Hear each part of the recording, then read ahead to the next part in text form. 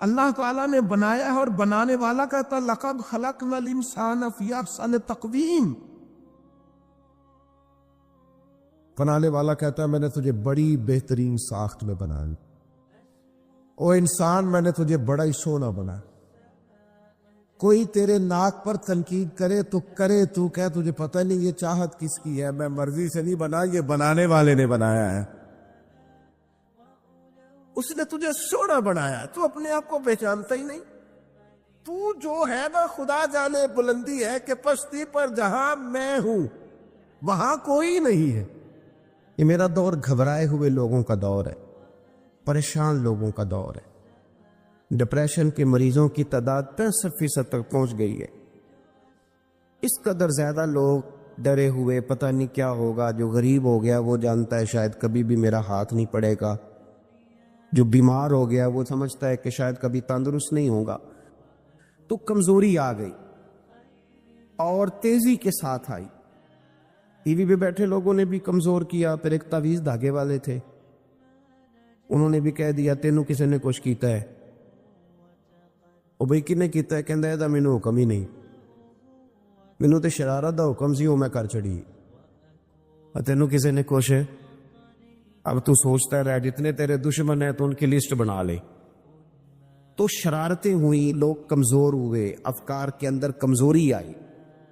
رسول کریم صلی اللہ علیہ وسلم لوگوں کو طاقتور کرتے، توکل کا درس دیتے. توحید باری تعالیٰ کے ستھرے جذبے حضور اپنے غلاموں کو عطا فرماتے. ان کی فکری حضور تربیت فرماتے. فکری اللہ کے رسول صلی اللہ علیہ وسلم غار ثور میں موجود ہیں. ساتھ سیدنا صدیق اکبر رضی اللہ تعالیٰ عنہ. کفار جو گرفتار کرنے والے تھے، پیچھے لگے ہوئے تھے، وہ غار ثور کے دروازے تک آ گئے. جس طرح ڈاکٹر بول دیتا ہے، وہ کہہ دیتا ہے کہ اب جناب مشکل ہے، اگلے ہفتے آپ چلے جائیں گے. تو وہ جو کمزور لوگ ہیں انہوں نے اگلے ہفتے کیا جانا ہوتا ہے، وہ جب ڈاکٹر بتاتا ہے اسی وقت ہی فوت ہو جاتے ہیں. وہ کہتے ہیں اگلا ہفتہ تو لیٹ ہے، اسی وقت ہی سمیٹ لیتے ہیں سامان سفر. اور کچھ لوگ ایسے تھے، ڈاکٹر نے کہا کہ جناب آپ کی رپورٹس بتاتی ہیں کہ آپ بہت جلدی چلے جائیں گے. تو انہوں نے کہا جناب آپ جو کہہ رہے ہیں اپنے علم کے مطابق کہہ رہے ہیں، پر ہونا تو وہ ہے جو میرا رب کریم چاہے گا. یہ وہ جذبات ہیں جو ہمیں رسول کریم علیہ السلام نے عطا فرمائے. دیکھو حضرت ابوبکر صدیق رضی اللہ تعالیٰ عنہ کے ساتھ حضور غار ثور میں موجود ہیں. کفار جو گرفتار کرنے والے ہیں وہ دروازے تک آ گئے، بالکل دروازے تک. جناب صدیق اکبر رضی اللہ تعالیٰ عنہ ان کو دیکھ کر تھوڑا سا گھبرائے، اپنے لیے نہیں، ذات مصطفیٰ کے لیے گھبرائے، کہیں حضور کو کوئی تکلیف نہ پہنچ جائے. تھوڑا گھبرائے، یا رسول اللہ وہ تو قریب آ گئے، اور اگر انہوں نے پیروں کی جانب جھک کر دیکھا وہ تو ہمیں دیکھ لیں گے. بالکل سرانے پہنچ گئے، یہ آ گئے، کھڑے ہو گئے، اور درمیان میں پردہ کیا ہے؟ مکڑی کا جالا. اور مکڑی کا جالا پھونک سے بھی اڑ جاتا ہے، تو مکڑی کا جالا بیچ میں. حضور وہ تو پہنچ گئے، ذرا جھک کر کے دیکھیں گے تو وہ تو ہمیں پکڑ لیں گے. اب یہ وقت تربیت ہے، اور وہ تربیت جو محبوب نے اپنے اس عظیم صحابی کی فرمائی، اس تربیت کو میرے رب کریم نے قرآن مجید میں بیان فرمایا. حضور فرماتے ہیں، رب فرماتا ہے کہ فرمایا محبوب نے، فرمایا لا تحزن، ابو بکر گھبرانا. یہ ایک موقع ہوتا ہے جب انسان کو گھیر لیتی ہیں مشکلات چاروں جانب سے، اور جو بھی آتا ہے وہ اسے مایوس ہی کرتا ہے.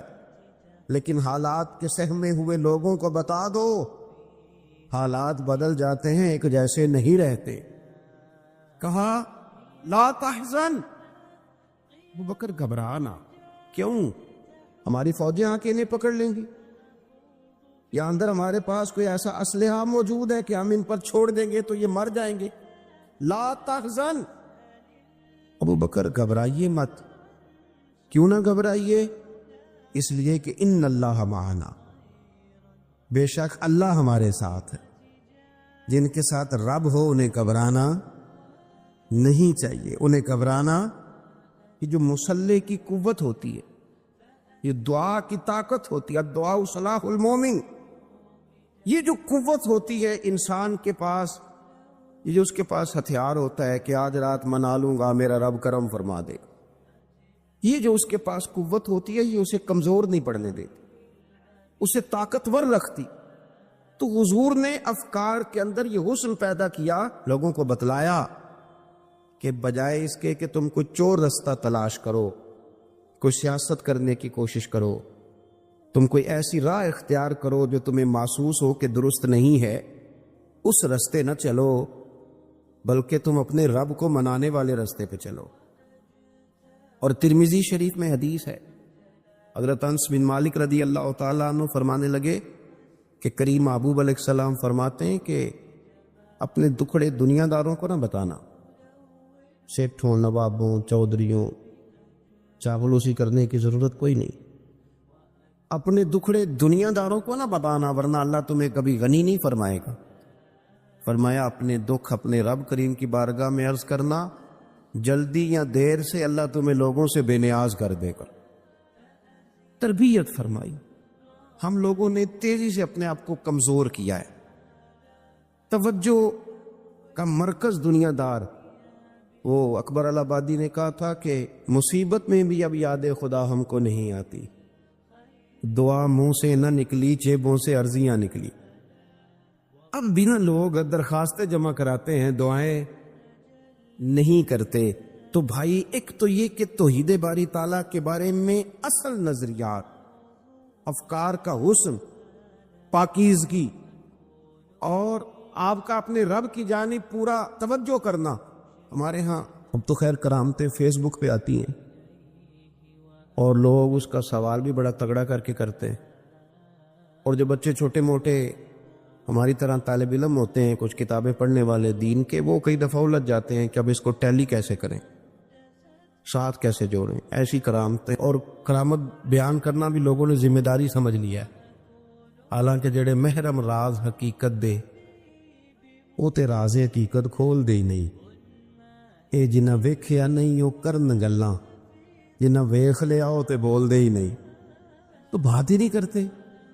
تو کرامت نا جوڑ جاڑ کے نا کہیں فٹ کی جاتی ہے.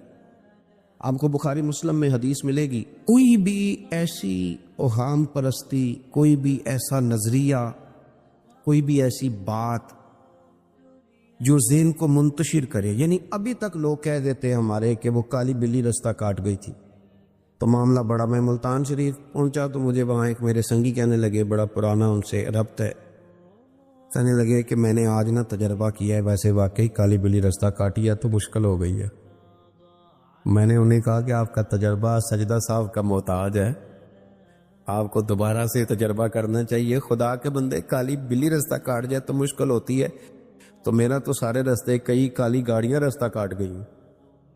اب کیا کیا جائے؟ ایک کمزوری ہے، افکار میں کمزوری نہیں پیدا کریں، کچا پن نہ پیدا کریں، آپ مضبوطی لائیں. بخاری مسلم میں آپ کو حدیث ملے گی، سرور کائنات علیہ السلام کے صاحبزادے جناب ابراہیم علیہ السلام وصال فرما گئے، اور کیفیت یہ تھی کہ انہوں نے حضور کی مقدس گود میں آخری سانس لیا. داڑھی مبارک محبوب کی آنسوؤں سے بھر گئی. حضرت انس کہتے ہیں عرض کی یا رسول اللہ آپ بھی آنسو بہاتے ہیں؟ فرمایا میرا بیٹا گیا ہے تو آنسو نکل آئے ہیں، ورنہ میری زبان پہ وہی جاری ہے جس سے میرا رب راضی ہوتا ہے. اسی دن نا، جس دن سرکار کے صاحبزادے کا وصال ہوا، اسی دن سورج کو گرہن ہو گیا. کچھ لوگوں نے بات جوڑ دی، کہنے لگے کہ آج چونکہ حضور سید عالم علیہ السلام کے صاحبزادے کا وصال ہو گیا ہے تو آج دیکھو سورج کو بھی گرہن ہو گیا ہے. بات جوڑ دی. غم کی کیفیت تھی، سرکار کی مقدس داڑھی آنسوؤں سے بھری ہوئی تھی، حالات کا تقاضا اور اس کی سمت کچھ اور تھی. حضور نے جمعے کا انتظار نہیں فرمایا، فرمایا بلاؤ لوگوں کو مسجد میں. لوگ جمع ہو گئے اور صحابہ فرماتے ہیں ہمارے خیال میں یہ تھا کہ یہ موقع نہیں تھا. آج نہ جہاد کے لیے کوئی حکم آنا ہے، کس مقصد کے لیے حضور نے طلب فرمایا، لیکن جب ہم گئے اتنا ضروری کام ہے نظریات کا صاف ہونا کہ اللہ کے محبوب نے لوگوں کو اسی دن بلا کے فرمایا لوگوں سنو، سورج اور چاند کو جب گرہن لگے تو استغفار پڑھا کرو، تسبیحات کیا کرو، نوافل ادا کیا کرو، اللہ کے حضور حاضر ہوا کرو۔ فرمایا یہ سورج اور چاند کو جب گرہن لگے تو یہ اللہ کی نشانیوں میں سے نشانی ہوتا ہے، کسی بندے کے دنیا سے جانے کا اس کے ساتھ کوئی تعلق نہیں۔ تم نے اپنے ذہن کو ٹھیک رکھنا، افکار کو ٹھیک رکھنا، کسی بھی قسم کی تم نے اوہام پرستی کا شکار نہیں ہو۔ مضبوط رہیں، مضبوط رہیں، اٹھ باندھ کمر کیوں ڈرتا ہے، پھر دیکھو خدا کیا کرتا ہے۔ آپ مضبوط رہیں، جب مضبوط رہیں گے تو انشاءاللہ توانائی اللہ کی طرف سے عطا کر دی جائے۔ دوسری بات، نبی پاک صلی اللہ تعالی علیہ وسلم نے تمام انبیاء کرام علیہم السلام کے بارے میں لوگوں کے ذہنوں کی اصلاح کی۔ آپ کبھی قرآن حکیم کا مطالعہ فرمائیں، احادیث مبارکہ کو پڑھیں تو میرے محبوب کریم کی شان یہ ہے کہ حضور انبیاء کی شانیں بیان کرتے۔ حضرت موسیٰ کلیم اللہ ہیں، کس نے ہمیں بتایا؟ قرآن و حدیث نے بتایا۔ شانیں بیان کی نبیوں کی، عظمتیں بیان کی۔ حضرت ابراہیم خلیل اللہ ہے، یہ ہمیں قرآن نے بتایا، حضور نے بتایا، لیکن ساتھ ہمیں یہ بھی بتایا کہ ہیں یہ اللہ کے بندے، ہیں یہ اللہ کے رسول۔ نبی پاک صلی اللہ تعالی علیہ وسلم نے افکار اور نظریات انبیاء کے بارے میں لوگوں کے درست فرمائے۔ مجموع الزوائد میں حضرت مولا علی شیر خدا رضی اللہ تعالیٰ عنہ کی حدیث مروی ہے، ایک بدو آ گیا حضور کی بارگاہ میں کچھ مانگنے کے لیے۔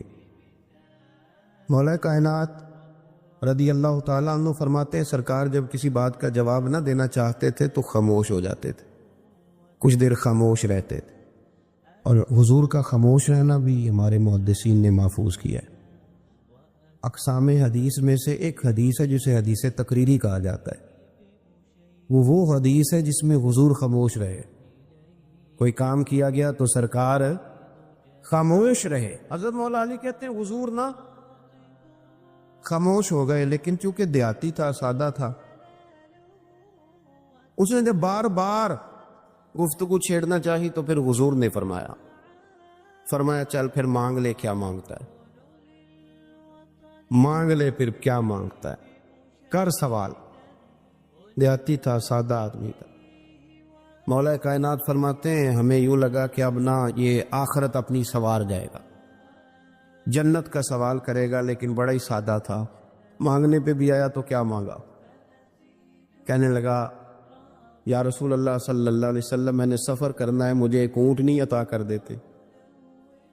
حضرت سلطان باہو سے کسی نے کہا کہ بڑے لوگ مرید ہوتے ہیں، تو فرمانے لگے رابطہ طالب کوئی نہیں ملے، جو ملے طالب زر داؤ۔ تو بہت سارے لوگ ایسے آتے ہیں جو کامل شیخ کے پاس بھی آ کے کہتے ہیں دکان کوئی نہیں چلتی، یہ تو کسی سیٹ سے مشورہ کر لیتے، کاروبار چلانے کا آپ کو ڈھنگ بتا دیتا۔ یہ یہاں کے بھی آپ نے یہی سوال کیے، یہاں پہنچ کے بھی یہی سوال۔ تو نبی پاک صلی اللہ تعالی علیہ وسلم سے کہنے لگا ایک اونٹ دے دیں آنے جانے کے لیے۔ حضرت علی کہتے ہیں ہمیں بڑا افسوس ہوا، یار تو آیا کہاں پہ ہے اور تو مانگ کیا رہا ہے؟ تو بارگاہ دیکھ اور اپنا سوال دے، تو کہاں کھڑا ہے، کیا مانگ رہا؟ حضور مسکرائے اور مسکرا کر کے فرمایا کہ اونٹ تجھے دیا، چل کچھ اور بھی مانگ لے۔ حضرت علی کہتے ہیں ہم نے کہا اب جنت مانگے گا یہ حضور سے؟ تو بڑا ہی بھولا تھا، کہنے لگا جی اگر آپ کچھ اور بھی دینا چاہتے ہیں تو اونٹ پہ ڈالنے کے لیے کجاوا بھی دے دیں۔ تو حضرت مولا علی شیر خدا فرماتے ہیں ہمیں پھر بڑا افسوس ہوا کہ یار دیکھو اتنا چانس ملا ہے پھر کھو دیا ہے۔ رسول کریم علیہ السلام بھی مسکرائے، اور سرور کائنات کی جو مسکراہٹ ہوتی تھی وہ خوشیاں تقسیم کرتے۔ اعلیٰ حضرت رحمت اللہ علیہ فرماتے ہیں جس کی تسکین سے روتے ہوئے ہنس پڑے، جس کی تسکین سے روتے۔ اب یہاں سوال پیدا ہوتا تھا کہ پھر اس مسکراہٹ کے لیے تو انتظار کرنا پڑتا ہوگا کہ حضور مسکرائیں تو روتے ہوئے ہنسیں، تو اگلا شعر بھی ہے اور جواب بھی ہے۔ فرمانے لگے جس کی تسکین سے روتے ہوئے ہنس پڑیں اس تبسم کی عادت پہ لاکھوں سلام. یہ تو عادت ہے حضور کی، یہ تو عادت ہے مسکراتے رہنا. تو حضور بھی زیر لب مسکرائے. تیسری دفعہ میرے کریم نے پھر فرمایا چل مانگ لے کچھ، مجھے ایک چانس اور دیتے ہیں. پر مولا کائنات فرماتے ہیں بڑا ہی بھولا تھا. تیسرا چانس ملا، گویا گولڈن چانس ملا، لیکن پھر بھی وہیں کا وہیں رہ گیا. کہنے لگا ٹھیک ہے، اگر آپ کچھ اور بھی دینا چاہتے ہیں تو میرا سفر لمبے آنے جانے کا خرچہ بھی دے دے. اللہ اکبر. اب حضور عقائد کی بابت بتانے لگے کہ رسالت کے بارے میں، محبوب کے بارے میں عقیدہ کیسا ہونا چاہیے. تو حضور علیہ السلام فرمانے لگے تجھ سے تو وہ بنی اسرائیل کی بڑھیا ہی اچھی تھی. یا رسول اللہ صلی اللہ علیہ وسلم کون سی؟ تو حضور فرمانے لگے جناب موسیٰ علیہ السلام کو حکم ہوا ہجرت کریں تو آپ جانے لگے. تو پھر ارشاد خدا بندی ہوا کہ جہاں حضرت یوسف علیہ السلام مدفون ہے، آپ کا مزار پر انوار ہے، اگر آپ کو جانا ہے تو پھر ان کے تابوت کو بھی آپ نکال کر کے ساتھ لے جائیں. حضرت سیدنا موسیٰ علیہ السلام نے لوگوں سے پوچھا تمہیں پتہ ہے جناب یوسف کا مزار کہاں ہے؟ کسی کو نہیں پتا. ایک بوڑھی اماں ہے ضعیف العمر، اس کو خبر ہے. حضرت موسیٰ علیہ السلام نے اس سے کہا اماں تو بتائے گی کہ حضرت یوسف کا مزار کہاں ہے؟ تو کہنے لگی بتاؤں گی پر مفت نہیں بتاؤں گی. یہ حضور بیان کر رہے، بتاؤں گی پر فری میں نہیں بتاؤں گی، میں نا مفت تھوڑی بتاؤں گی. فرمایا چل تو اپنی قیمت بتا بتانے کی. تو کہنے لگی میں اس شرط پہ جناب یوسف کے مزار کا پتہ بتاؤں گی کہ آپ مجھے جنت میں وہ والا گھر دیں گے جس کے پڑوسی جناب موسیٰ علیہ السلام ہو. آپ کے پڑوس میں گھر چاہیے. تجھ سے تجھی کو مانگ کے میں نے مانگ لی ساری کائنات. وہ والا مکان چاہیے جس کے پڑوسی آپ ہوں. تو حضرت موسیٰ کلیم فرمانے لگے اماں چل جنت مانگ، تو نبیوں کے قریب مکان مانگ رہی ہے، وہ تو بڑا اونچا درجہ ہوگا، تم بڑی دور پہنچ گئی، اتنی بڑی سوسائٹی میں پلاٹ مانگ لیے، وہاں پہنچ گئی. تو بوڑھی کہنے لگی ٹھیک ہے پھر اگر یہ معاملہ ہے تو پھر ختم ہو گئی بات. اگر آپ نہیں بتاتے تو جائے میں بھی نہیں پتہ بتاتی. جب وہ اڑ گئی، ٹھہر گئی، اور اڑی بھی کس طرح؟ یہ بھی میرے اللہ کی توفیق. میری طلب بھی تو تیرے کرم کا صدقہ ہے، میری طلب بھی تو تیرے کرم کا صدقہ ہے. یہ پاؤں اٹھتے نہیں بلکہ یہ اٹھائے جاتے ہیں. تو وہ کہنے لگی میں نہیں پھر بتاتی، آپ کسی اور سے پوچھ لیں. جناب موسیٰ خاموش ہوئے تو ارشاد خدا بندی ہوا کلیم اپنے پڑوس میں مکان دینے کا وعدہ آپ کر لیں اور مکان انہیں میں عطا کر دوں گا. تو حضور سید عالم صلی اللہ تعالی علیہ وسلم نے اس بدو کی موجودگی میں تربیت فرمائی صحابہ کی. یہ چیزیں بھی حضور نے عطا فرمائی. لیکن جب تمہیں کہا جائے مانگو تو پھر یہ کریم رسول کا دروازہ، مانگیں گے مانگے جائیں گے اور منہ مانگی پائیں گے. سرکار میں نہ لا ہے نہ حاجت اگر کی. تو افکار کا حسن نبی کریم علیہ السلام خود بیان کرتے ہیں. حضور فرماتے اگر میں چاہوں تو میرے ساتھ سونے کے پہاڑ چلا کرے، یہ میرے ساتھ ساتھ قدم بقدم رہے، جتنا سونا چاہوں بانٹوں تقسیم کروں، میں چاہوں تو سونے. یہ شان ہے. اور پھر میرے محبوب کی شان تو یہ ہے کہ حضور تو اللہ کے محبوب ہے. لیکن سیدہ عائشہ صدیقہ رضی اللہ تعالیٰ عنہا ارشاد فرماتی ہیں نبی پاک تکیہ لگا کر کھانا نہیں کھاتے تھے. حضور فرماتے تھے میرا دل کرتا ہے میں اس طرح کھانا کھاؤں جیسے ایک عام بندہ کھانا کھاتا ہے، اور میرا دل کرتا ہے میں اس طرح بیٹھوں جس طرح ایک عام آدمی بیٹھتا ہے. کوئی امتیاز، کوئی تقسیم. میں بڑا چھوٹا آدمی ہوں، اللہ مجھے معاف کرے. میرے اسا فرمایا کرتے تھے چودھری صاحب کا پیر کوئی نہیں ہوتا، مالدار کا پیر اور پڑھے لکھے آدمی کا پیر یہ خود پیر ہوتے ہیں. جدے کاردانے او دے کملے بھی، پیسے جو پاس ہیں اور ڈگریاں پاس ہوں تو پھر بھی اور علماء مجھ سے ناراض نہ ہو جائیں تو حضرت فرمایا کرتے تھے علماء خلیفے ہوتے ہیں، مرید نہیں ہوتے، یہ خلفاء ہوتے ہیں۔ یہ مرید تو وہ ہوتا ہے جو بیچارہ انکساری کے ساتھ پیچھے ہوتا ہے کہ میں کچھ سیکھ لوں۔ تو اگر اللہ تعالیٰ کسی وقت انسان کو شان دے، امام فخر الدین رازی فرماتے ہیں، دیکھیے نا، ایک ہے انسان کے حالات بڑے کمزور ہے تو وہ عاجزی دکھا رہا ہے، انکساری، اور ایک یہ ہے کہ پوری بلندیاں اللہ نے دی، ایک دفعہ پورا عروج اللہ نے عطا کیا ہے لیکن پھر بھی اس میں عاجزی رہے، انکساری رہے۔ اس کا مطلب یہ ہے کہ وہ بندگی کر رہا ہے، وہ جھکا ہوا ہے۔